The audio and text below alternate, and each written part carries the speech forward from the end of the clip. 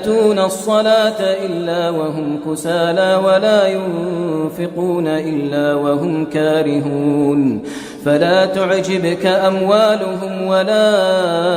أولادهم إنما يريد الله ليعذبهم بها في الحياة الدنيا وتزهق أنفسهم وهم كافرون ويحلفون بالله إنهم لمنكم وما هم منكم ولكنهم قوم يفرقون لو يجدون ملجأ أو مغارات أو مدخلا لولوا إليه وهم يجمحون ومنهم من يلمزك في الصدقات فإن أعطوا منها رضوا وإن